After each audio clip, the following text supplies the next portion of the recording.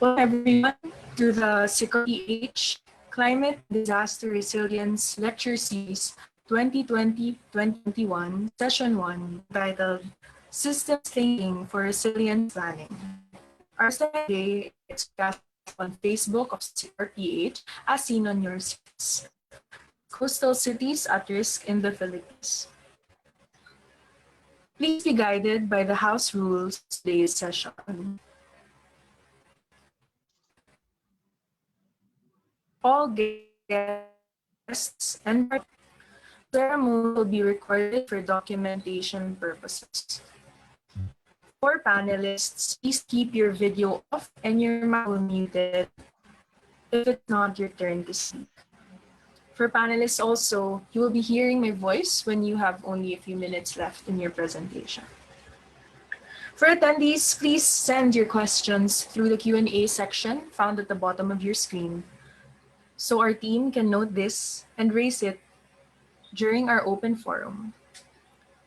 Please address your questions to the panelists or speakers using the Q&A option at the bottom of your screens. We begin this webinar with welcome messages, starting from Dr. Emma Poryo of the Department of Sociology and Anthropology, Ateneo de Manila, and the project leader and principal investigator of the Coastal Cities at Risk in the Philippines project. I now welcome Dr. Emma Poryo. Good afternoon. Welcome to the CCARPH Climate and Disaster Resilience Lecture Series 2021. In behalf of the CCARPH project holder, Father Roberto Yap, SJ, let me welcome you to this webinar. The Coastal Cities at Risk project is very much in tune with the times. We planned this webinar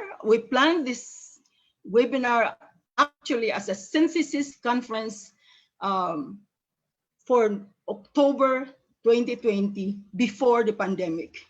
But COVID-19 has basically different plans. So I'm thinking to myself, we just have to bounce forward as mañana 2040, when a shock occurs, we just have to forward. So thank you very much for coming to this webinar. Thank you for sharing your with us. The Coastal Cities project is implemented by Manila University in partnership with the private sector partner, the National Resilience Council, in partnership with the university and the academic partners also in Iloilo City, University of the Philippines, Visayas, and the Iloilo City local government unit. We also have partners in Muntinlupa, the Pamantasan Lungsod ng Muntinlupa and the Muntinlupa LGU, as well as your partnership with the Pasig City local government and with the Valenzuela local government unit and the Quezon City. So we would like to thank also our partners in the community, the civil society and community-based organizations. So thank you for your time. First session on systems dynamics for resilience and development. So the first for sessions on October, and there will be sessions both systems dynamics for resilience thinking and the meaning of that for applications in local development. We will resume in January with the economics team presenting their results, headed by Dr. Ramon Claretti, Dr. Randy Tuanyo, and Maha Leas Rabago. We will end this conference in the March month, the Women's Month, with the gender and climate and development. So thank you very much. We really appreciate your sharing your We'll give you the meat of the work package tools and work package to this afternoon with the team of Dr. Gutanco. I really appreciate very much their team and working so hard with local governments and giving you the tools for understanding risks and challenges to city resilience and what are the tools that you can use in reducing the risk. So thank you very much. Welcome again. And we'll see you in the next webinar. And thank you. Ina, it's your turn. Thank you very much, Dr. Corio. Now we welcome Dr. Evangeline P. Bautista, the Dean of School of Science and Engineering and Associate Professor of the Department of Mathematics at Ateneo de Manila University. May we now play her video. Good afternoon. I am happy to know that a webinar on systems thinking is actually taking place, and even happier that the lecture will be led by Dr. Kendra Gutanco Gonzalez. Kendra has been promoting systems thinking ever since she returned to Ateneo after her PhD, and she is the best person to deliver this webinar. I am hoping that after this, more people will be inspired to learn the basics of the discipline and apply it in whatever it is that they are doing. I have come to realize that there is no discipline more important in problem solving in practically any area. A problem solver applying systems thinking is one who can view the problem in a much broader perspective, and the solution proposed by a systems thinker will cover greater ground and anticipate or even manage the ripples that the solution may cause. Our world is not a simple one, and I believe that we would have been in a much better place now if our leaders had been trained in this discipline. Then solutions will be good solutions and not solutions that would give rise to new and more difficult problems to contend with. Once again, I congratulate Dr. Kendra and her team for putting together this webinar, and I thank Dr. Emma Porio for her efforts in organizing this under the CCARPH project, which is primarily supported by IDRC Canada. Many thanks as well to the Ateneo Research Institute of Science and Engineering, the Environmental Science Department, and the Ateneo Institute of Sustainability for this very relevant project. I wish you all a good day and a very productive webinar. Thank you. Thank you very much, Dean Bautista, for reminding us of the importance of systems thinking in problem solving, especially in today's time. We now officially begin today's lectures on systems thinking, resilience, and strategic planning to be led by Dr. Kendra Gotanco Gonzalez. Dr. Kendra is faculty at the Department of Environmental Science and work package leader in the coastal cities at risk in the Philippines. She is also a program manager for the Climate Change and Disaster Risk Program of the Ateneo Institute of Sustainability. Dr. Kendra will be followed by the presentation of the City Resilience Toolkit, or CResT. This will be led by Ms. Jean Mayer Hardeleza, lecturer at the Department of Environmental Science and project staff of the Ateneo Institute of Sustainability. I now hand over the virtual floor to Dr. Kendra Gotanco Gonzalez. Hello, good afternoon, everyone. So I'll be sharing my screen in a moment.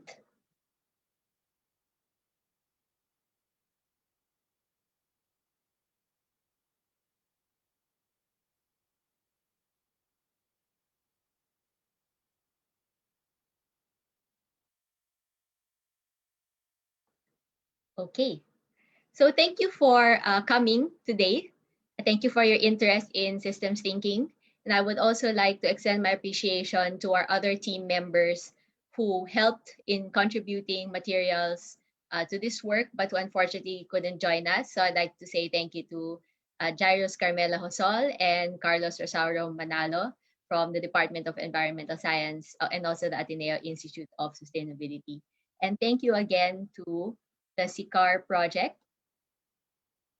funded by IDRC, our co-sponsor, Soce Arise, and the support given by the Ateneo de Manila University Research Council and the Ateneo Institute of Sustainability.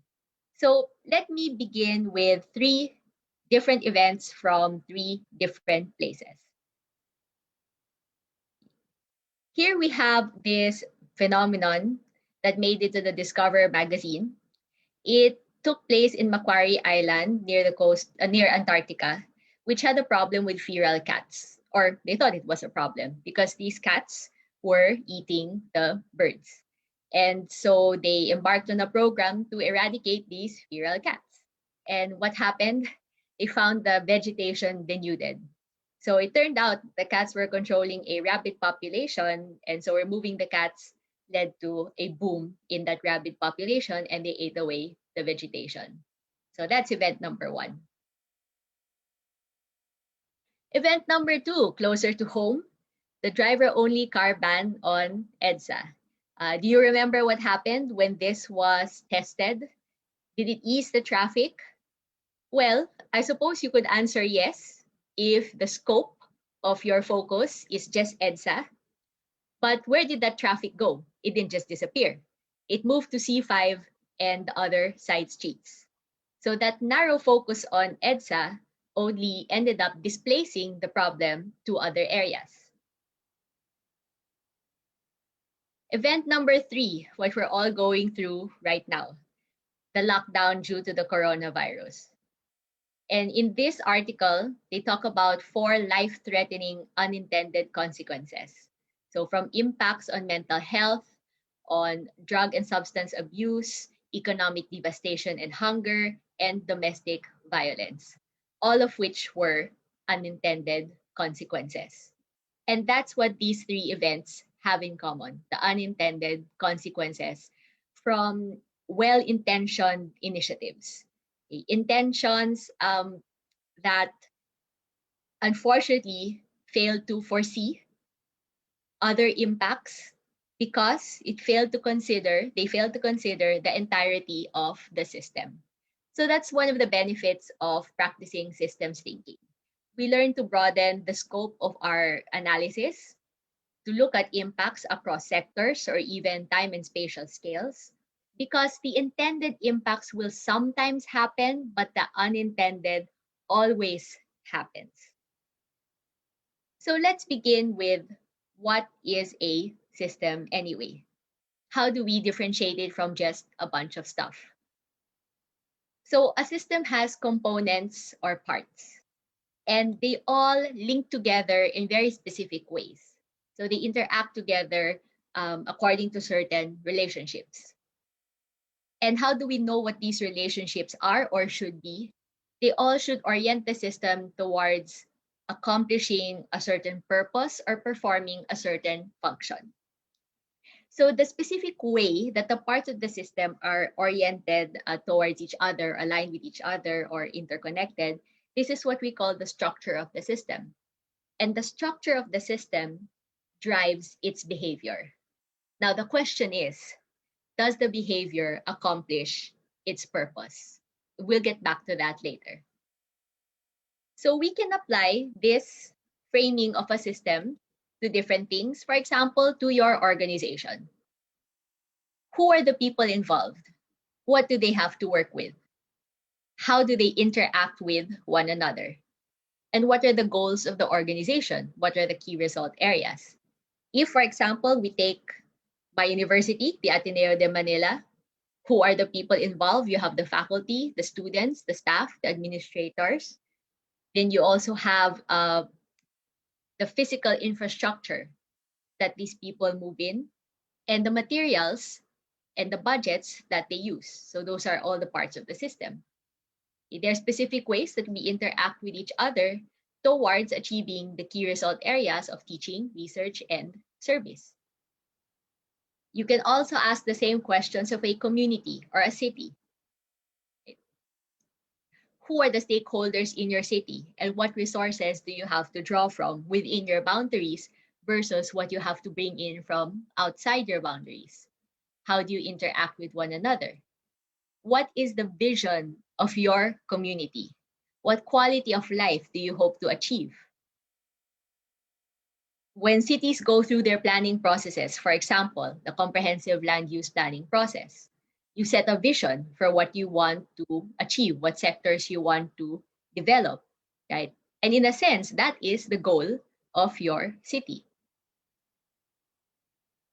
So with that, what is systems thinking as a discipline? Yes, it's a discipline, but more than that, it's an underlying philosophy. It's a way of approaching the world and how we see issues and events. It's recognizing the interconnections of things, and that rarely are processes and operations linear. There are always feedbacks which, if we are not aware of them, generate the unintended consequences. Okay, so that's the circular nature of the world. So systems thinking is a disciplined way of examining problems more comprehensively so that we can develop more efficient solutions rather than just jumping to the quick and easy option, which in the long run may not have been the best avenue. So there are actually many resources available detailing what it means to be a systems thinker. For example, this is a poster on the habits of a systems thinker by the Waters Foundation. And here you have skills such as seeing the big picture, observing how elements and patterns evolve through time, recognizing how structure generates behavior, identifying interconnections, the circular relationships, the complexities in systems, and trying to get different perspectives to solve a problem. We also have as another resource the critical skills. These are 8 critical skills. So for example, 10,000 meter thinking. It's another way of saying seeing the big picture. System as cause thinking. So again, looking at the structure of the system and how it drives behavior. Dynamic thinking. So looking at how things evolve in time. Operational thinking. This is towards the more technical end. Learning how to understand the language of stocks and flows, so accumulations and rates. Closed loop thinking, which is recognizing feedback versus the linear or one-way thinking. Scientific thinking, so applying simulation methods to study systems. Empathic thinking, so listening and sharing perspectives. And generic thinking, being able to discern if there are common structures across different systems so that you don't actually have to reinvent the wheel every time you need to diagnose and address a problem. The commonalities already give rise to best practices that we can draw from. So these are the Thinking in Systems, 8 Critical Skills by Barry Richmond. Now, usually I teach this course over a whole semester, and there's no time to go through everything in detail. These are the ones that we will touch on today. Now, the second part of this webinar is resilience. So applying systems thinking to resilience. And Meadows, she's one of the pioneers of systems thinking, has defined resilience in this way: a measure of the system's ability to survive and persist within a variable environment. So we may ask questions like, is the behavior of the system affected by disturbances or whatever long-term changes are happening? How is it affected? How do the parts react and adjust to reestablish that original behavior? Now, how do we apply this concept of resilience to communities and organizations? So this is my own understanding of how we can apply this concept. We can look at it in terms of the ability of our organization or community to continue to achieve its vision, to sustain its operations such that it's still fulfilling its function or its purpose, or it's still achieving its goals for its stakeholders amidst the different changes or disturbances that are happening. When we say that we want the system to reestablish its original behavior, it's not necessarily bouncing back to some pre-disturbance state, especially if that state was already suboptimal. Okay, it was not very good to begin with. Rather, it's the ability to adjust and adapt to changing conditions in order to function optimally. So in other words, adapting so that you always keep aligning your system with whatever the goal is. So it's the goal, the function, the purpose. That's what we have to keep reorienting ourselves towards. So actions to develop resilience in a system can and should be proactive as well as reactive. There's a limited range of options that you can do if we're just reacting. If you want proactive transformation, then it requires careful and deliberate planning. And there are ways to inject systems thinking skills in strategic planning methods so that we can incorporate resilience considerations. And today, we will go through some ideas for how we can do this in the problem diagnosis stage of your planning, in stakeholder engagement, and in the actual action planning. Now, there's a lot of material here actually, and we don't have enough time. So what we'll be doing is giving brief ideas for the concepts of what you can do. And then there's material we can share later that will have more details. Because systems thinking represents a range of tools, from the conceptual to the more technical. And the ones that we're presenting today are more on the conceptual end. The tools to develop and apply a systems perspective, and tools to use diagramming in order to develop those habits of systems thinking. In a second webinar, which we'll get back to later, that is where we will go through the more technical aspects. So with problem diagnosis, some basic questions we're asking here are, is the system still accomplishing its purpose? Because if not, then there is a problem. And we need to find out what is hindering the system from accomplishing its purpose. And how can we better understand what is this problem that the system needs to respond to? So one of the central frameworks of systems thinking, I think, that would be useful in problem diagnosis is the Iceberg Framework. So this tool helps us identify the roots of the problem and not just the symptoms. So if you notice, it's only the concrete specific events that oftentimes we observe. And we have to make additional effort to be able to discern, do the events linked together in some sort of pattern of behavior? And if there is a pattern, how is that pattern driven by underlying structures? And these structures could be laws, policies, institutions, norms, values, norms, financial mechanisms, okay, rules, guidelines, and below that, that structure is the way it is because we have beliefs, values, worldviews, mental models that we ascribe to and that guide how we structure our system. For example, let's take a typhoon event. A specific event, Typhoon Ambo, Typhoon Ondoy, Typhoon Haiyan, and you notice that for that event, there's a certain amount of losses and damages.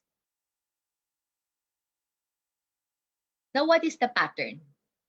If we look at all the typhoon events in the last 2 or 3 decades, we might see that we continue to suffer damages, and these damages might even be increasing in magnitude, despite advances in science and technology.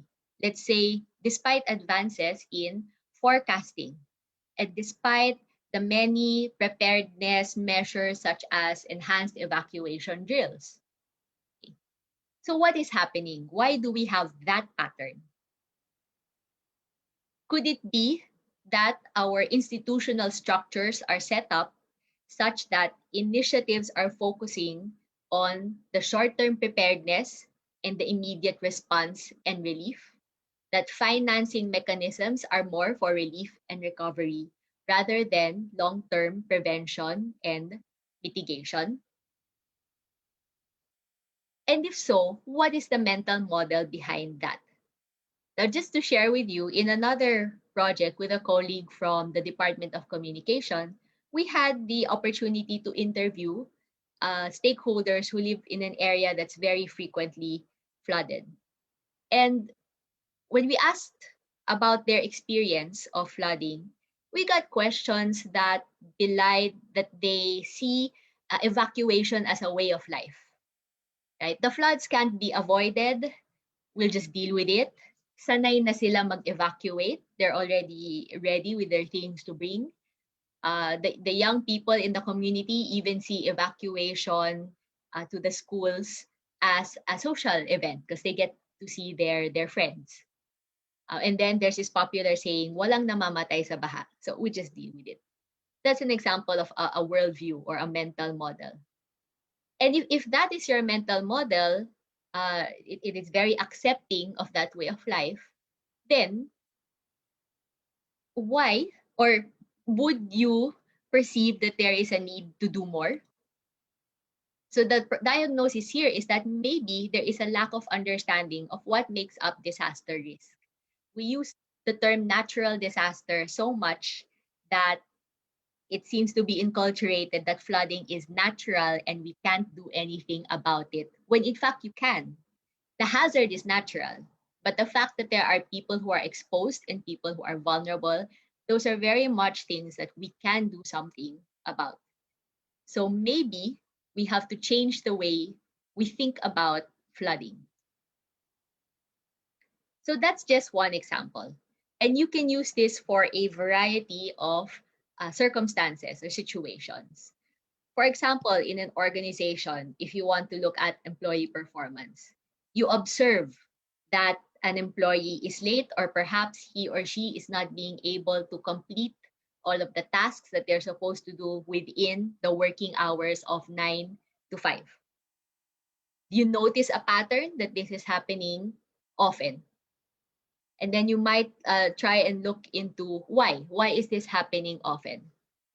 Perhaps this employee has young children to care for, right? And they're having a hard time finding someone who will provide that care while they are in the office. And because of the traffic in the metro, just going to the daycare center or to their relative's house to drop off their kids, it takes up a lot of time. So by the time they get to work, it's late.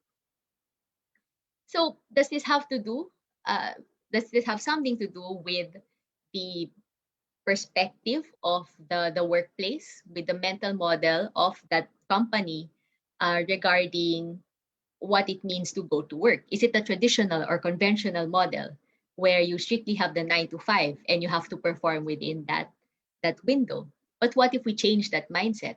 What if the company introduced flexible work hours or even a daycare center on site? Then that would actually help with employee performance rather than just punishing him or her for not being able to get there by 9 a.m.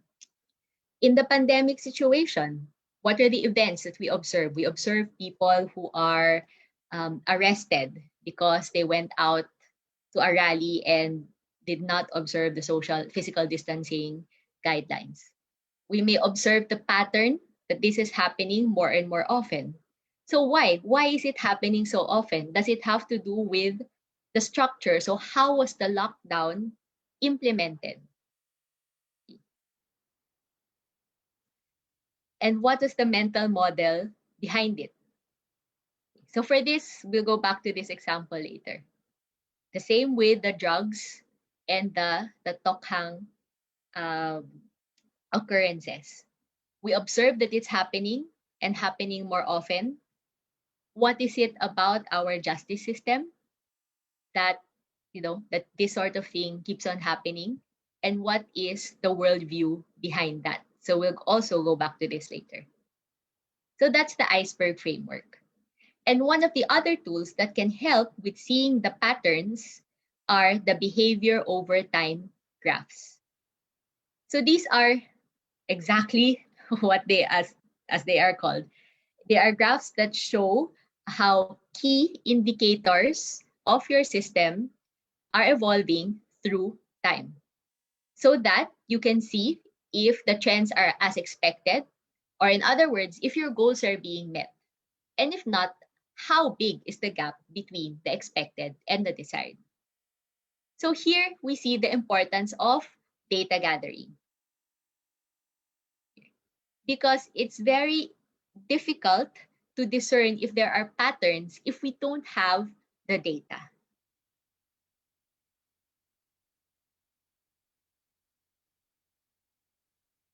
So next, for stakeholder engagement. Who are the key stakeholders? What are the relationships between them that sustain the system? And more importantly, how can you engage the different perspectives of these stakeholders to plan for resilience? You might have already heard of this term, the echo chamber. And it's something that happens to us on Facebook.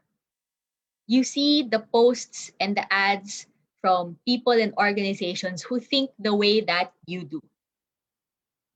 And so we run the risk of developing great conviction about something that could actually be a very narrow perspective, because we're only exposed to the same ideas.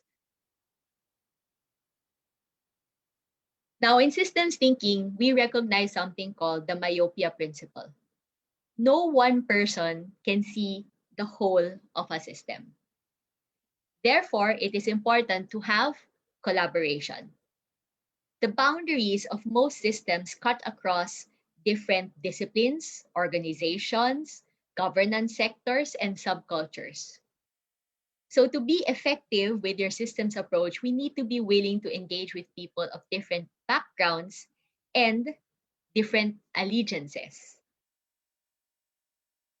Now, one type of activity dialogue is a diagramming activity.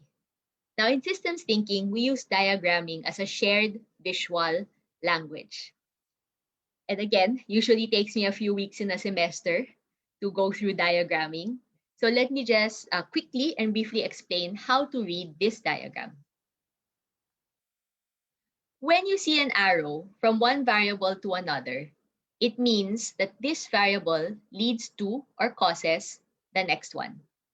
So in this example, the number of COVID positive cases in the community results in the need to control more people, which leads to limiting the opening hours of establishments.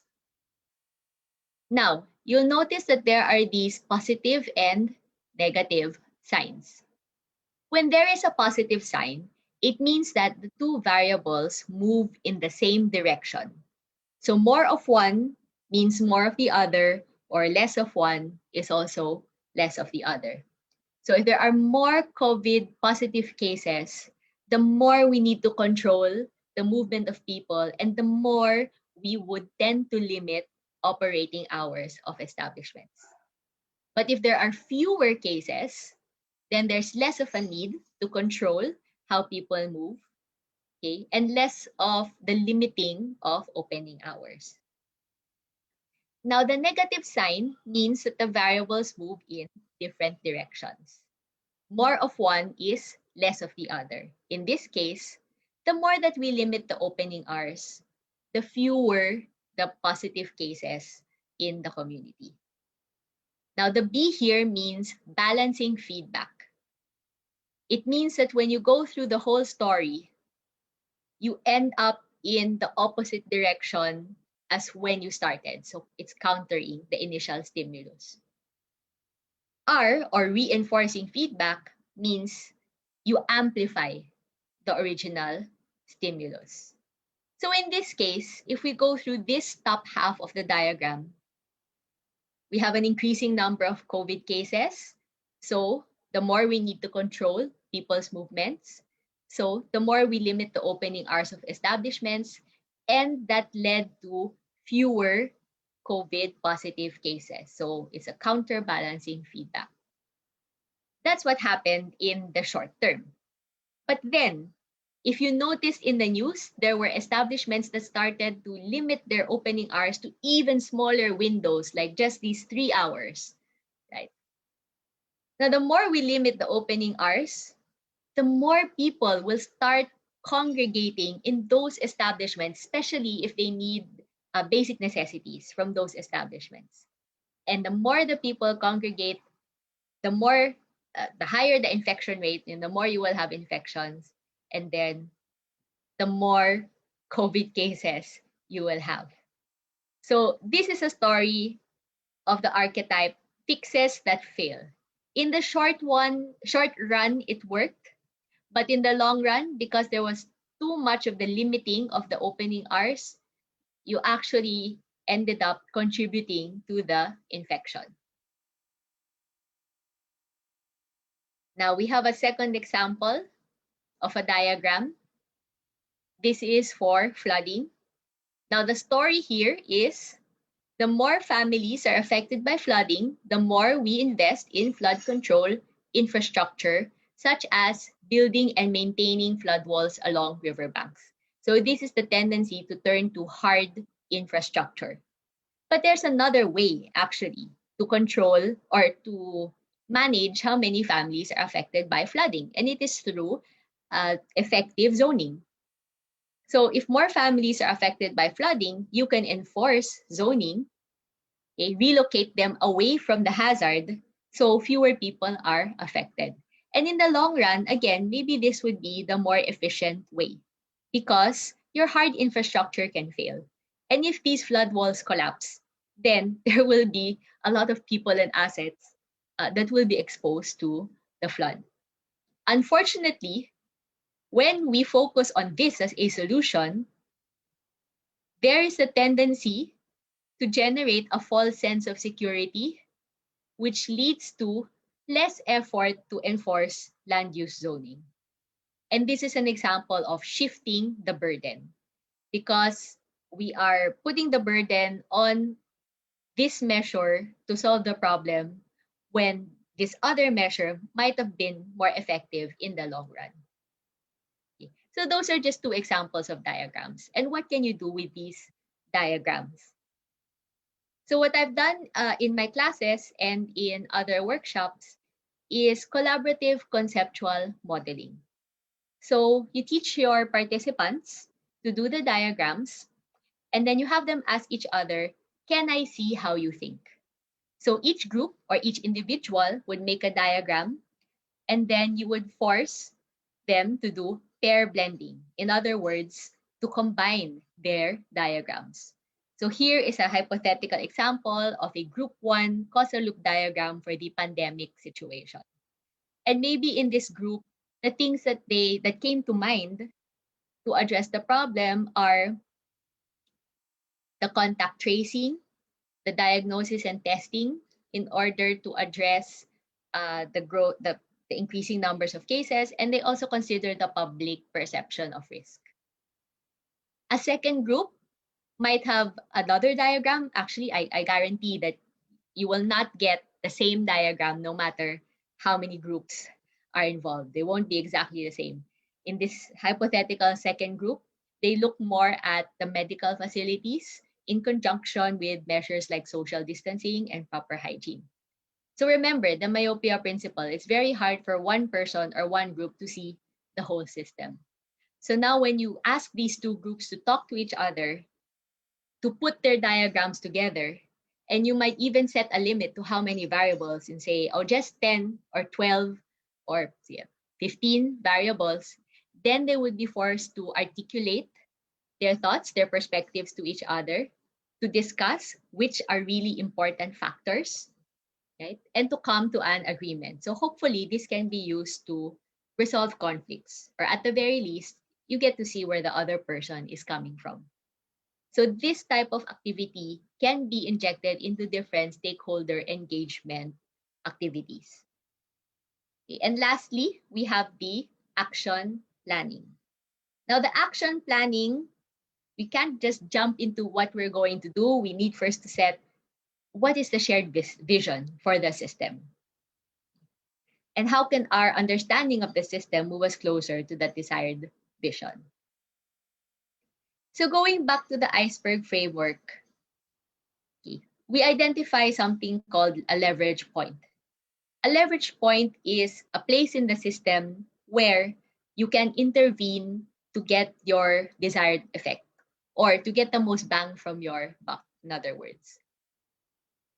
And there's increasing leverage as you go deeper into the iceberg, meaning if you're just going to address individual events, for example, there's a flood and you address it with relief recovery, that's not going to do much to change the way we live in the long term.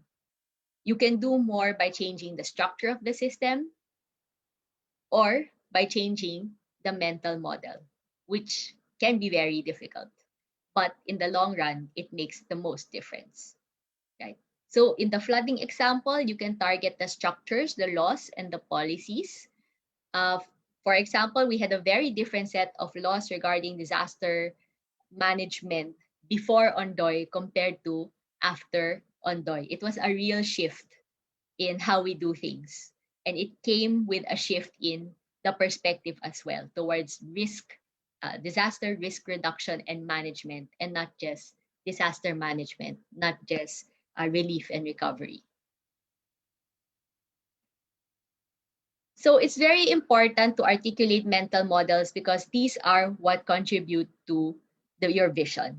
Okay. Having shared visions means that people have similar mental models. And the vision is what you deem desirable and important for structuring your actions and strategies. So planning for resilience must start with a shared vision of what a resilient community or organization might look like. Now, going back to some previous examples in the drug question, well, what is our mental model of the drug problem? If your worldview is drug addiction is a criminal problem, then the actions are necessarily punitive. But if your worldview is that drug addiction is a health problem, then the actions are rehabilitation. And with the pandemic, what's happening now is our narrative that of the pasaway, Filipinos are pasaway, so the actions are military or disciplinary? Or is our worldview is that of the economic devastation, the desperation, so the actions that you take are more towards aid? So what actions, what initiatives contribute to your shared vision and over what scales? You might be familiar with this already. It's a very common framework, the DIPSIR framework, drivers, pressures, states, impacts, responses. This does incorporate systems thinking. What I like about it is that it recognizes that the immediate impacts that you observe actually trace back into larger overarching phenomena. And when you formulate your responses, it's not enough just to address the immediate impacts, but you also have to look at responses to address the state, the pressures, and the overarching long-term drivers. So it's responding at different scales. And how do we know that our actions are working? We need to have indicators to track the progress of those actions. And whatever we choose as indicators, those will be the data that need to be gathered regularly and analyzed in terms of BOTGs so we can see the patterns. As another tip, your actions can exploit feedbacks in the system. So remember the balancing and reinforcing feedbacks. If you want to change something, the system is not performing its function, you want to move things away from the status quo, then you have to exploit reinforcing feedbacks. So what are the things that will incentivize the change? But if what you are looking to do is to establish equilibrium, to manage disruptions, then you would exploit the balancing feedbacks. Now, as I mentioned, it's a lot of material, usually takes a semester to cover most of it. And we have limited time today. So just to recap, how do you build resilience into a system? Through planning. So one, discern patterns and their root causes. Understand the nature of the problem that you need to respond to, because failure to connect the dots will most probably lead to unintended adverse consequences. Second, invite dialogue. Even with the people who you may not normally get along with, because it's important to have those different perspectives. They may see some part of the system which we don't. And last, plan with your vision in mind. So orient the system towards where you want to go and use leverage points to close that gap. And be sure to plan actions at different scales, from the immediate to the long term, the smaller scale to the larger. So let me end this section with a Sufi teaching story that Donella Meadows also features in her book. You think that because you understand one, that you must therefore understand two, because one and one make two. But you forget that you must also understand and. And that's systems thinking. It's how to understand the and. It's a way to connect across sectors, to bridge the gaps between stakeholders, and to integrate actions across scales so that we can effectively address not just the symptoms, but the roots of the problem and keep on aligning ourselves with our goals. So if you're interested in any of the references cited here, please feel free to contact me. I'm also happy to redirect you to other resources. And at this point, I'm going to hand the virtual floor over to Jean Hardelesa to tell you about CResT, the City Resilience Toolkit. Thank you, Dr. Gotango Gonzalez. We are happy to have this opportunity to introduce to you CResT, which is short for City Resilience Toolkit. So the systems thinking frameworks that Dr. Gotango Gonzalez just mentioned a while ago, we put them together and develop and designed activities that are also based or adapted or enhanced from existing activities to better suit the purpose of applying systems thinking frameworks for resilience planning that you and your colleagues in your organization or office can use. Taking in mind the different phases of resilience planning, as Dr. Gotango Gonzalez mentioned, we structured this compendium based on 3 phases: the problem diagnosis, the stakeholder engagement, and the action planning. Each of the activity in this book contains a description about the challenges that the book can address, as well as the purpose of the activity and the learning outcomes. Sorry, can I just stop this and I'll share my screen? It seems like there's a lag in the remote access. So I'll just share my screen there.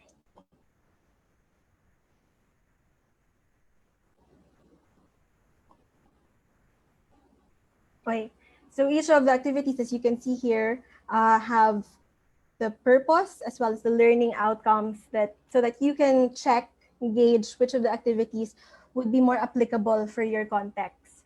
So essentially, the activities here were designed in a train the trainers format so that for each exercise, you would also see a guideline on setting up the exercise, such as the type of participants, if applicable, the number of people and how to group them, the physical space that you will need, the estimated time allotment for finishing the activity, as well as the materials and equipment.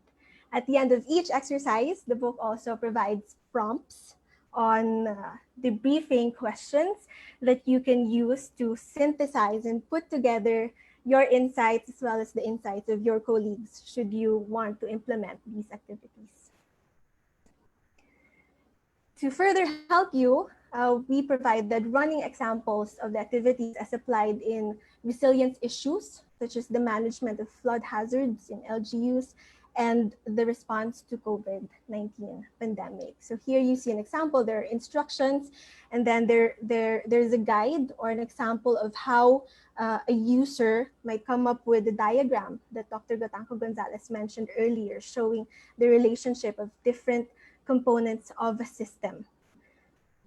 But if you have limited prior experience in system dynamics, don't worry, because the activities here were designed to be relatively tractable and maybe adapted according to your needs. That being said, the book also contains an introduction and overview of systems thinking, such as the ones that Dr. Gotanco Gonzalez has mentioned, as well as links to tutorials and resources that you can use and access at your convenience so that you can learn more about systems thinking and practice the tools so that you can be better guided as you go through the activities within this compendium.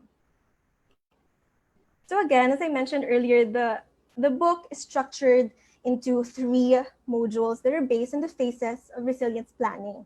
So the first one is on problem diagnosis. These are activities that can help us understand a problem by looking at the root causes, as well as the mental models, the patterns, the structures. So one of the activity uses the Iceberg Framework that was mentioned earlier. So with this activity, you will be guided on how to articulate those different levels of the iceberg. So the events, what are the patterns, what are the structures or norms, and then what are the mental models, the assumptions or the beliefs and values that are held about a system or a problem. Another activity would help you map issues, link them to other issues, and discern mental models as you try to target the root cause of the problem. There's also an activity about the story that Dr. Gotanco Gonzalez mentioned ago. So the 2 stories that she mentioned were fixes that fail and shifting the burden. Those are just 2 out of the 8 that we have in the book. So this is to help you check whether the interventions that you have put forward or that you have implemented to address a certain problem fall within these stories, these patterns or systemic structures that are found to be recurring in organizations. The book also contains other tools for problem diagnosis that you can use, such as the double Q diagramming and the behavior over time graphs. Now, the second module on stakeholder engagement, these are activities to help share perspective across different stakeholders, engage them through collaboration and dialogue. So among the activities here, we have network mapping. So essentially mapping the different stakeholders based on their influence towards an issue, as well as how they are impacted by an issue. And after you've mapped them, you can strategize on how to approach them based on their influence, as well as on how they are affected by the issue. Well, there's also an activity on stakeholder dialogue or perspective sharing, where the user will be doing causal loop diagrams. So the diagramming that Dr. Gotanco Gonzalez showed earlier, showing the relationship of the different components in a system, whether they move towards the same direction, an increase in one would mean an increase in the other ba, or the more we have of one, the less we have of the other. So this exercise is again to help in articulating or in visualizing your perspective. And then within this activity, you will also be doing pair blending to share your perspectives and combine them with your colleagues perhaps, or a different group. There's also an activity on participatory learning to help you engage stakeholders, considering the different background, their different perspectives, mental models, values, and beliefs about an issue. And lastly, for this module, there's a negotiating terms of agreement, which uses the bargaining arena to help you articulate the terms that you would like to put on the table and anticipate the terms of perhaps another group that might have an opposing view about the issue. And so you can check which terms you're going to push and how you can come to an agreement or a resolution if there is a conflict. Now, the last module on action planning, these are activities that help in visioning and coming up with indicators that can help you monitor whether you're moving towards a desired future. So the activity here, one of them is on visioning, vision setting, pathways, planning, and scenario building. For this activity, you will be coming up with a desired future and will be strategizing how to intervene or to act to move towards this desired future. And there's also an activity that can help you and your colleagues, as well as different stakeholders, to develop indicators to monitor outcomes, outputs, and even unintended effects of initiatives and actions. And not just that, but also periodically update or revise these indicators so that you can check whether you're really on track or not towards the goal or your desired future.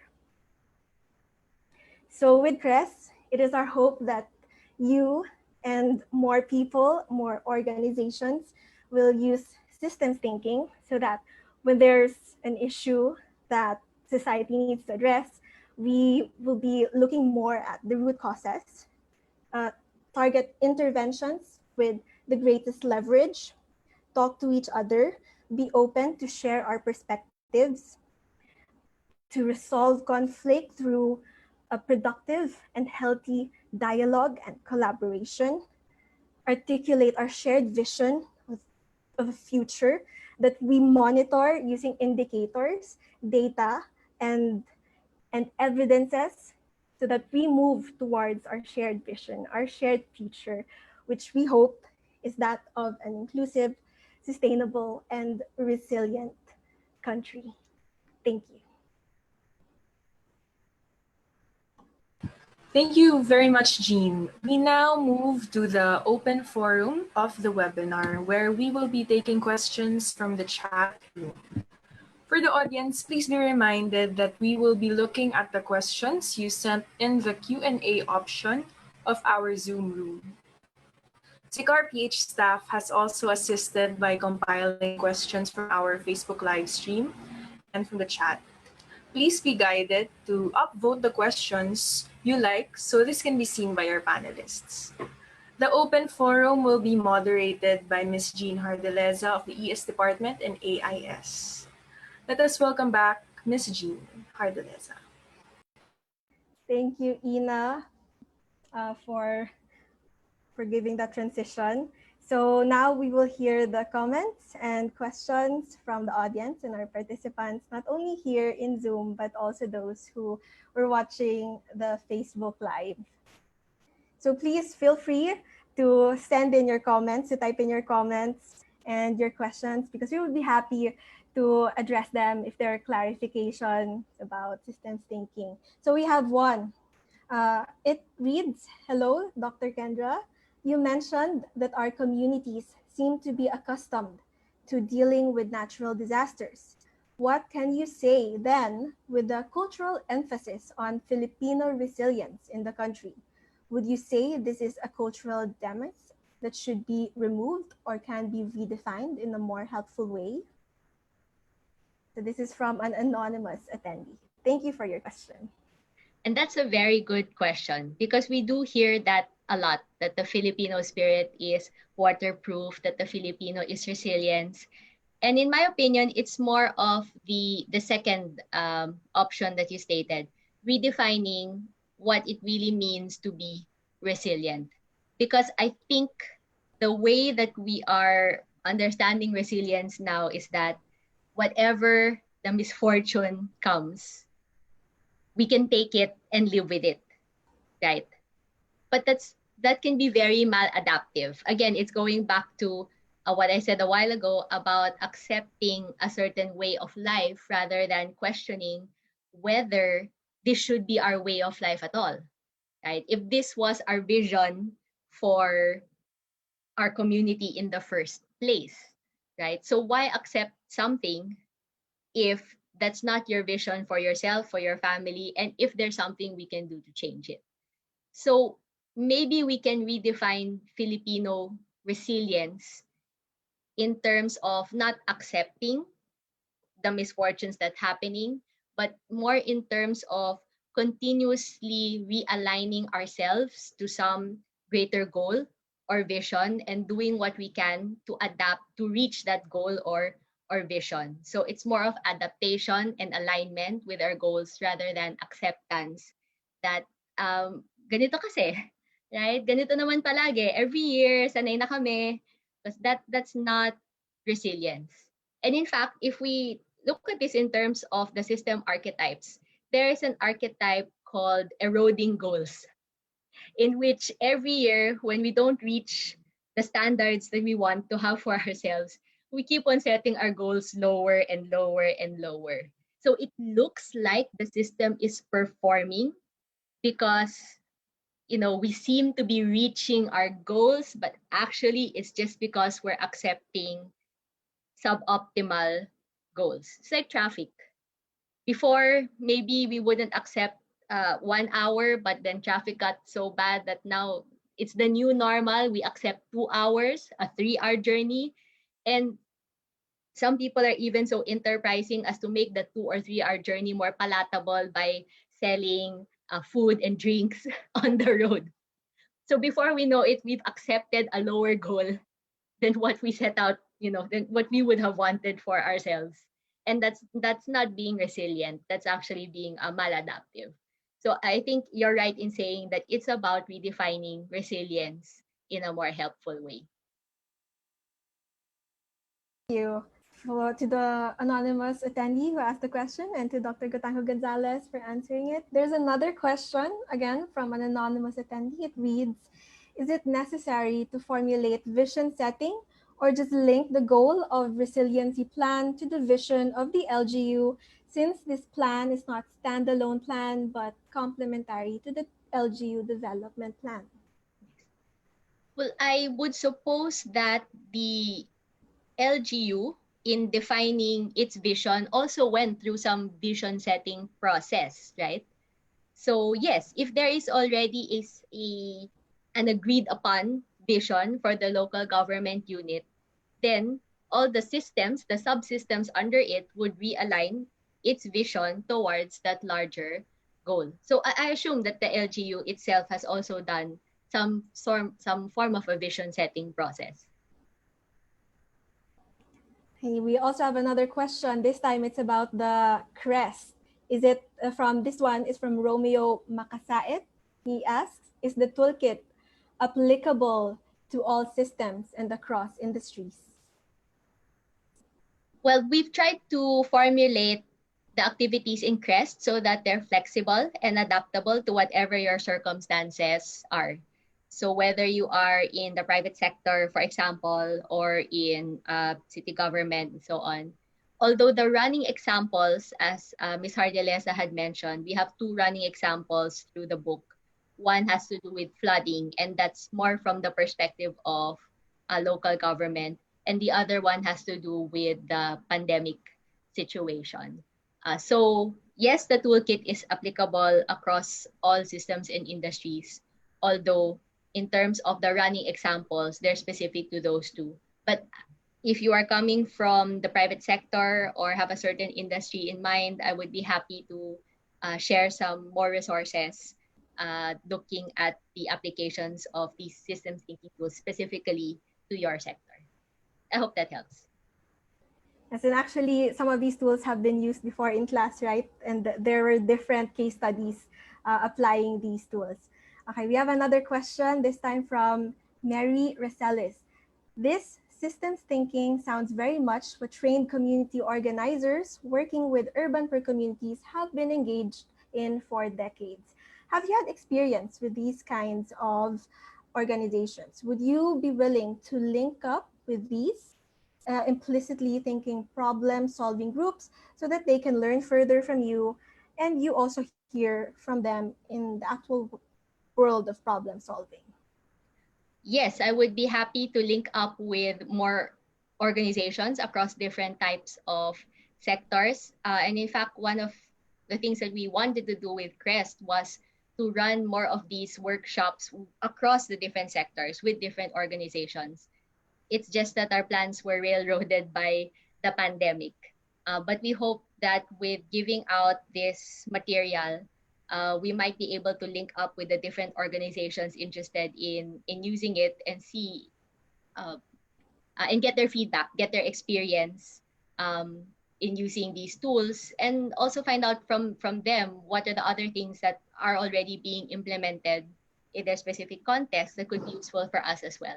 So I would be very happy to network with other organizations. Also about the tools, there's a question about CResT here, whether there's a Filipino translation that communities can utilize. Not yet, but that is a very good idea.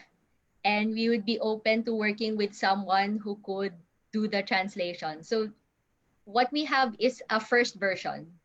I was planning to say something about it later, but what we have really is a first version that's out for comments, and we'll still be revising it based on your feedback. So if it gets to the point that it's already revised and more utilized, we'd be happy to, or maybe even as early as now, sure, we can look into getting a Filipino translation and maybe even other languages so more communities can use it. If anyone has suggestions for who could do the translation, I admit that I'm not so good at that. I would really appreciate your help with that. Yeah. Yes, not just Tagalog, no. Hopefully we can share Yes. this with other languages such as Hiligaynon and Bisaya, Bisaya yeah. as well. Another question related to the use of CResT, can it be applied in the formulation of integrated management and development master plans for protected areas, watersheds, and coastal wetlands? In general, not just CResT, but systems thinking tools would be very good to apply in the formulation of integrated management and development master plans, precisely because these integrated plans for protected areas or watersheds, these transcend boundaries, right? Transcend political boundaries, community areas, stakeholders. So it would be very good to employ a systems approach to make sure that we're at least able to get as much of the scope of that system as possible, to anticipate as much of the impacts as possible, and avoid the unintended consequences. Yes, so this would be, systems thinking would be very good for this type of application. Another question from an anonymous attendee. Speaking of the new normal, are there any tips on introducing systems thinking when teaching youth or children about resilience and how institutions work? Yung nakasanayan kasing mga views ng older generations na ay wag makialam, naka-carry over pati sa mga itinuturo sa mga bata. That's interesting. And actually, there are people who are already incorporating systems thinking as subjects in basic education. We're not doing it yet in the Philippines that I know of anyway, but there are persons like, for example, Diane Fisher and her work where she's already introducing it into high schools. And I attended one of her talks a few years back. She has colleagues who are starting to introduce this in a preschool, a kindergarten, even just teaching children about feedback. And she was telling the story about a little boy who was able to understand feedback by analyzing how he and his friend had an argument. Right? So this little boy was saying, oh, he said something that made me angry. I got angry and I insulted him. I called him a name, which made him angry. And he was even more hurtful towards me. And oh, yes, that's a reinforcing feedback. So it can actually already be integrated early on. And in one of the courses I teach at the School of the Science and Engineering, we have a Master's of Science in Science Education. It's working with teachers to see how systems thinking activities can be incorporated in teaching science, right? Because even the way that we experience science in our schools right? Many times it's memorization. There's, very black and white, right, wrong answers, or yung basta ganon, maniwala ka na lang, right? And by putting in systems thinking, we hopefully get students to reason out more, to make connections across the different sciences, and even to connect science issues with what's happening in society. So I would very much be interested also in exploring how to use this with youth education. Yes, so that we can start them young. Yeah. So from the youth, there's another sector naman. A question from Ms. Clarice Quezon. She asks, can the toolkit be adapted in their community? She works with ATA community in Pampanga, to be exact. By adapted, do you mean adjusting the activities or in terms of the language? I think the activities, yes, we've written them general enough so that they should be you should be able to do them with any audience. But it just may take some translation and maybe a little bit reworking with whatever resources you have in the community. But even then, the activities, it's only optional to have, let's say, a computer and the software for drawing the causal loop diagrams, for example. For most of, I think even for all of them, the materials that we just had in mind were pen and paper, like Manila paper, you draw on it. So yes, I think you can adapt this to whatever community that you're working with. And again, would be happy to help with that. Uh, if you'd want to try out the activities in your AITA community. Thank you.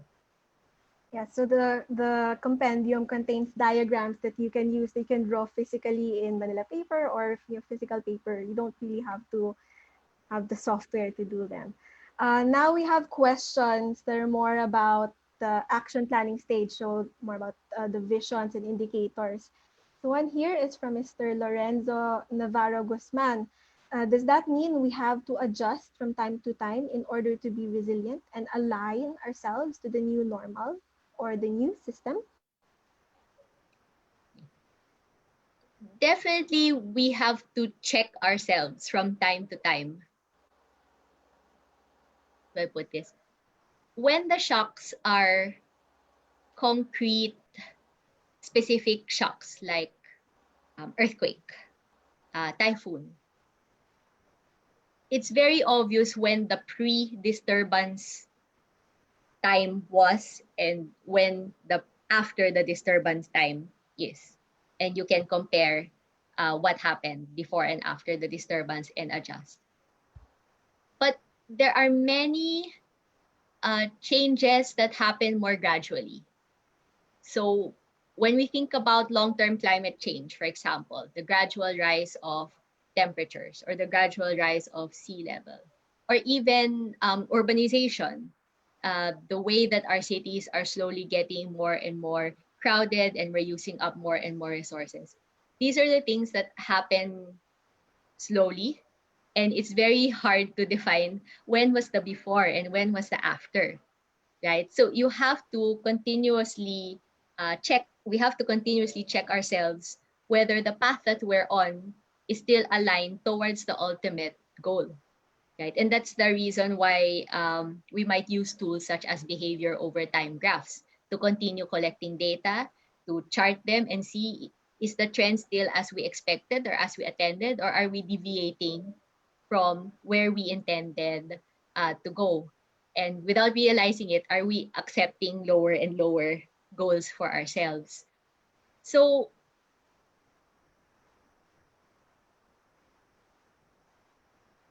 yeah, so it is continuous monitoring, and when needed, adapting, adjusting, realigning, so that we're always still on the path to achieve what the vision is.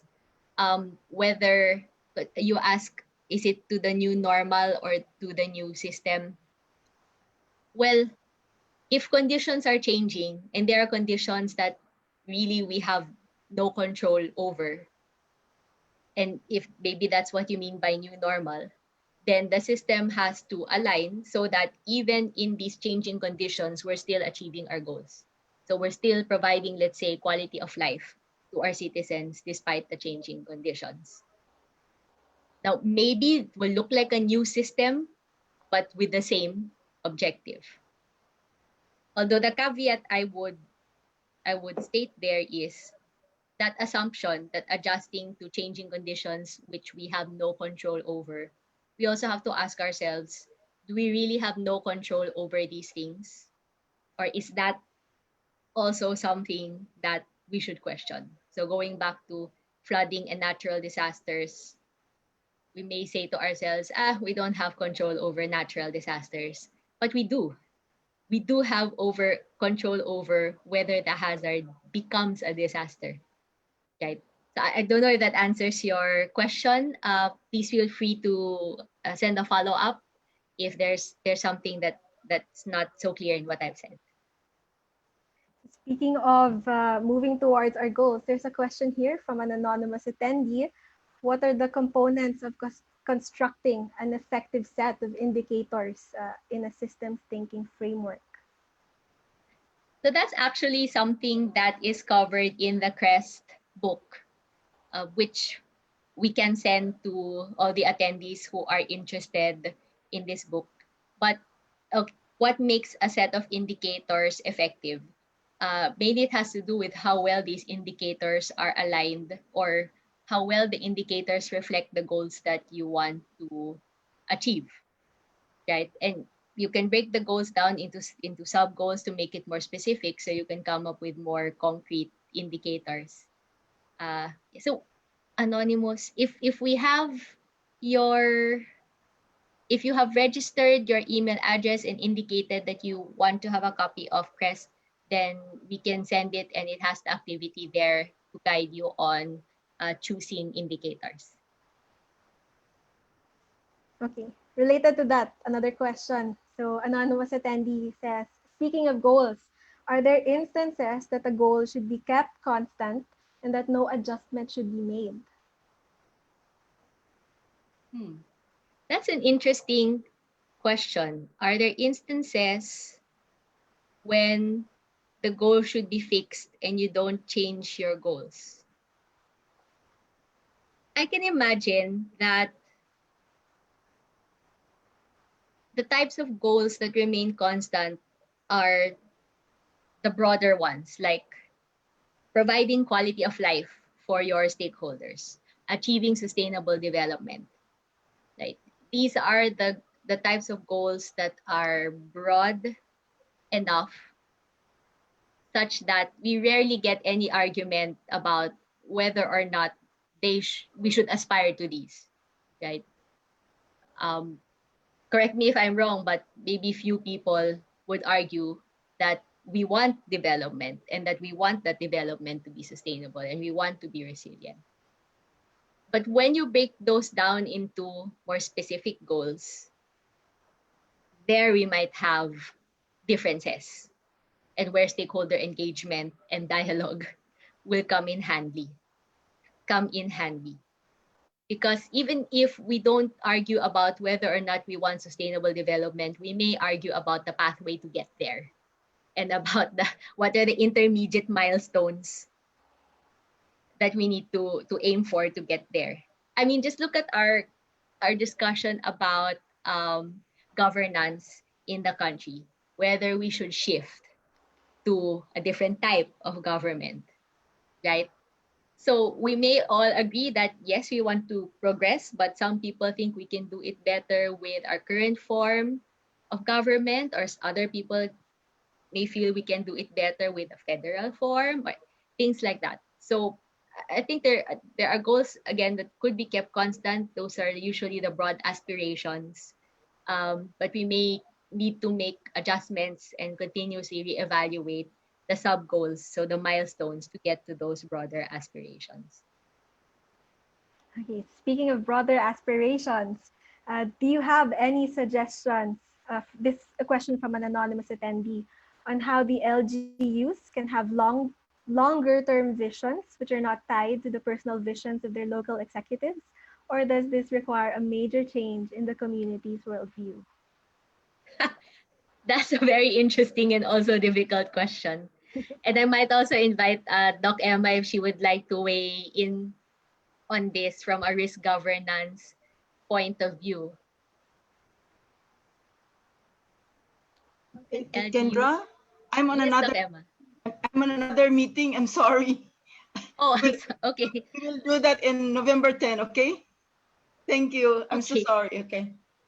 So how can LGUs have longer term visions not tied to personal visions of their local executives? Well, I guess sana the people who are not elected but who are in office for longer than the elected executives could play a large role in the implementation of that vision and making sure that that the LGU is continuously aligned to that vision for the city. Although that being said, I know it's difficult because even the people in the offices who are not elected can change with the next administration. This is a very good question. I think I need to think about this some more. And if you, whoever you are, can join us in the next webinar, we actually hope to have um, LGU representatives as reactors, and perhaps we have a better discussion about this then.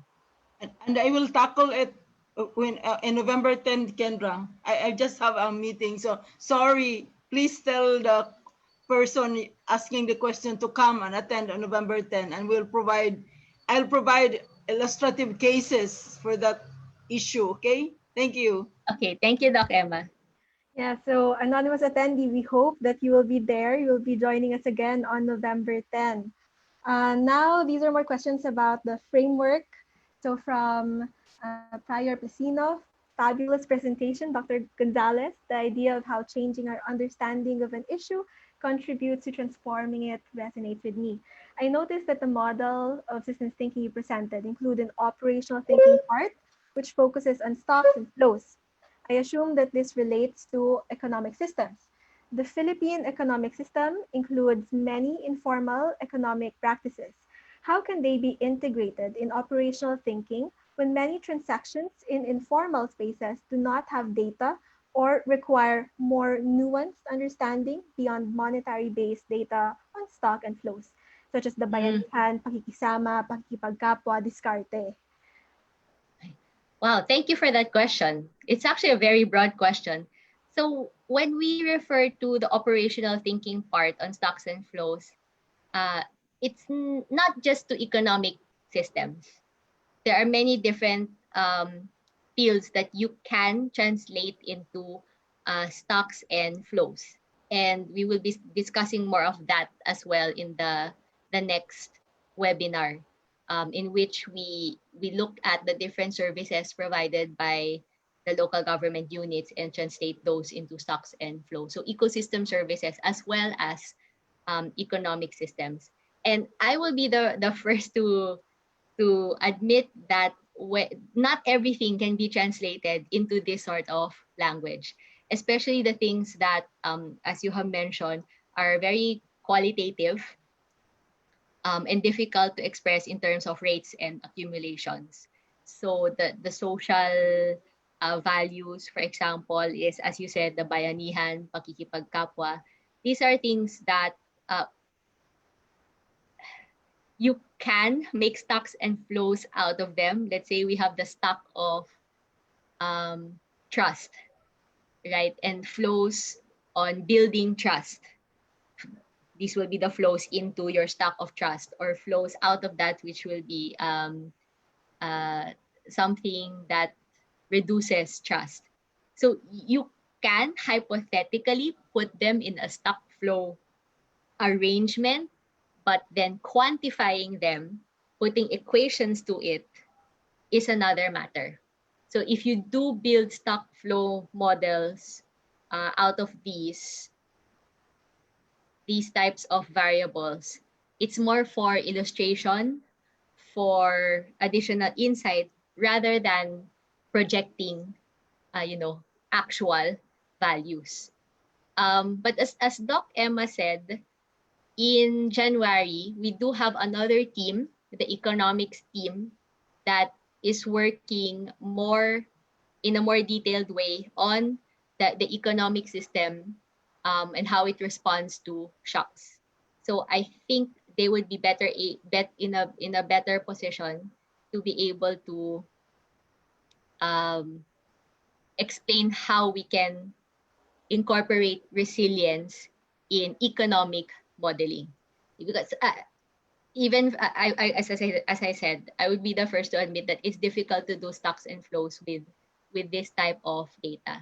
So nakikibagay din tayo is using the appropriate tools for the goals for our resilience goals as well.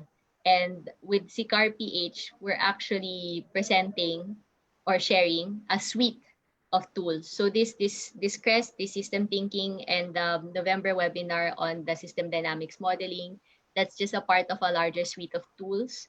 So what the economic system has to present, maybe this is something that would better be aligned or better address the economic concerns that you speak of. Thank you. In relation to that, we have a question from Ms. Mags.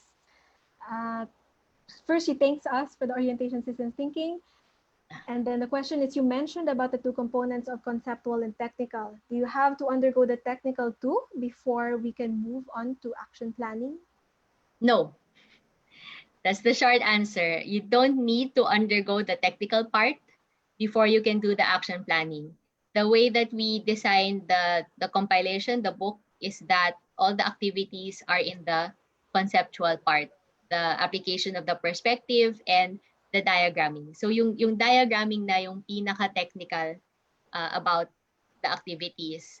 And there's nothing there on needing to know how to speak the language of stocks and flows and how to do the computer-based simulations to do the action planning. So you don't need to undergo the technical.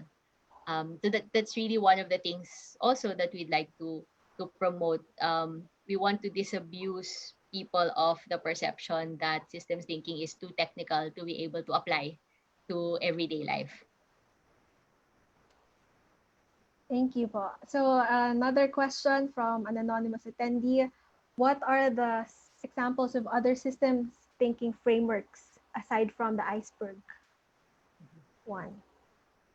So you actually might have already encountered frameworks before that already incorporate systems thinking principles. So the DPSIR framework that I mentioned, that's very popular. It's actually quite common, and it embodies systems thinking. Even the very simple pressure state response is a simpler form of the DPSIR. Will have systems thinking in it. And even the risk framework, the hazard, exposure, and vulnerability has systems thinking embedded in it because, again, it encourages us to look at risk not just from a hazard-based perspective, which can lead to a very fatalistic view about things, but also to consider exposure and vulnerability. So systems thinking is actually something that permeates a lot of what we already do. And as a field, it's about bringing these things to the surface and making us aware that you could actually already be doing it, and there are ways that we can do it even better. And aside from the Iceberg framework, just to mention other systems thinking tools, so there are protocols such as feedback guided analysis that goes hand in hand with the collaborative conceptual modeling. So ways in which we can frame complex problems to make them more tractable, but without losing the complexity, without losing the interconnections between sectors. So you might want to look up the works of Barry Newell and Robert Dyball, as they use this feedback guided analysis, and they have guidelines so that you can make your framework for your issue in a way that preserves the connections between worldviews, policies, the greater environment, and then the human health and well-being. So it's more of a protocol so that you can make your own framework rather than just being a framework in itself, which I think is more powerful and more flexible. Aside from the Iceberg Framework, you can look at that also. And just feel free to email me, whoever you are, anonymous attendee, if you'd like to get the full reference to that. This time, a question again related to LGUs. It says, let's say everything is okay. The people are okay with the current LGU admin and the economy is okay. They seem to think that what they are doing is just fine. How can systems thinking come into play?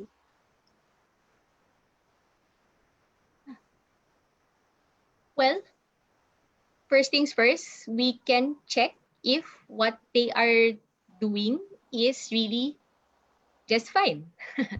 In other words, maybe come up with a set of behavior over time graphs to track the key services, let's say, that the LGU feels that they need to be providing to their constituencies.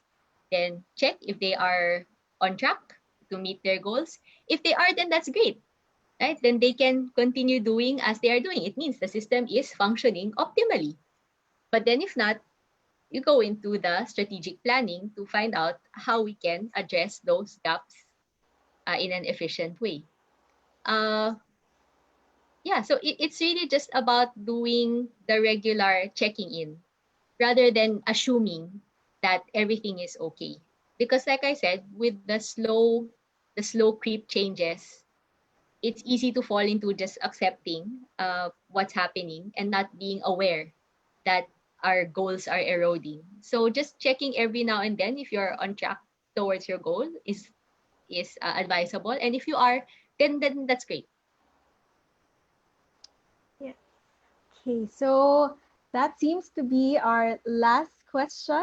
Do we have pahabol? Do we have any pahabol? Oh, just to share a comment from one of the attendees, Miss Maria Aurora Tabada. She says that systems thinking is already a topic in senior high for specialized courses, such as for Humes on trends, networks, and critical thinking in the 21st century. Thank you for sharing that, Miss Tabada. Thank you. We have other comments. Okay, so perhaps that's also all the time we have for question and answer, unless anyone still wants to have to ask a pahabol question, perhaps.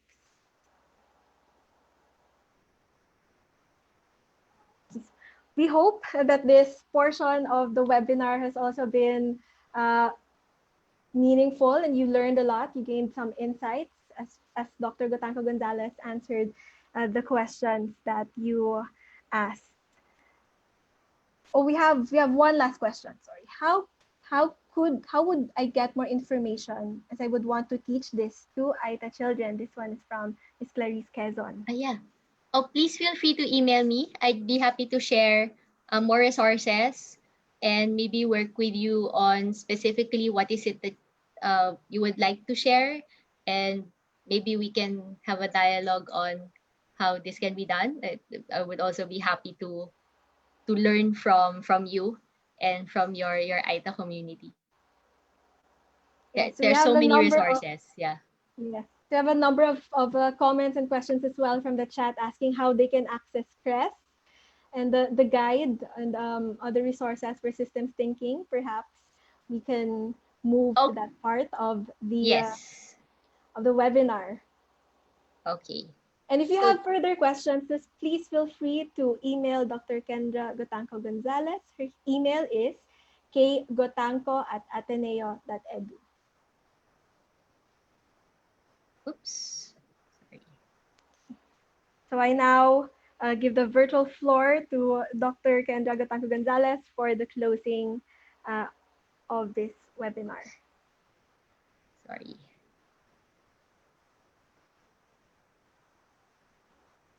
Oh, sorry about that. Okay. So many of you have been asking how to get a copy of this. So if you notice in the registration form, We already asked if you're interested. And I think in the evaluation form, there will be another such question again if you weren't able to answer it earlier. So if you're interested to receive a copy, you just have to indicate so and make sure we have your email address, and we will email everyone soon this version of CResT that is for comments. And we do ask just not to disseminate this yet, as we would like to get your feedback first. So there will be a feedback form accompanying CResT. Then after we compile everyone's feedback, we will incorporate all the suggestions, the edits, revisions, and we will send you a revised copy that you can use and share with others. So just make sure that you've indicated either in the registration form or in the evaluation form, and perhaps our host Ms. Ina can say something about that. So just make sure you've indicated that you're interested in this. We will send you CResT and the feedback form so that you can take a look and send us your comments. Then after we've gotten everyone's comments, we're setting, I think, November 6th, the Friday, as the deadline. After we get everyone's feedback, we will revise this and send it back to you. And that's the version that would be better shared rather than this for comments version. And then before we go, just to share with everyone, we've already mentioned a second webinar. So we are planning this for November 10 at the same time. And this will be on system dynamics modeling for quantifying city resilience. So on that spectrum of conceptual to technical, this will be more on the technical side, and it will feature models that have already been developed for Pasig City and for Valenzuela City as a decision support tool for developing more resilient and sustainable systems. So that is on November 10. And we hope that with today's session, as well as the November 10 session, if somehow, I guess for those who hadn't heard about systems thinking before, we hope that we've introduced this enough to get you interested in the topic. For those who are already practicing or have heard about systems thinking, we hope that there was maybe something new here that might be useful to you. And we're also very much open to learning from whatever you can also share with us. Our, I guess, goal here really is to make systems thinking more mainstream. So as I mentioned a while ago, we'd like to disabuse people of the notion that this is highly technical, it's difficult, and it's not worth investing the time to learn. Because it's easier perhaps just to go for the immediate tools and technologies.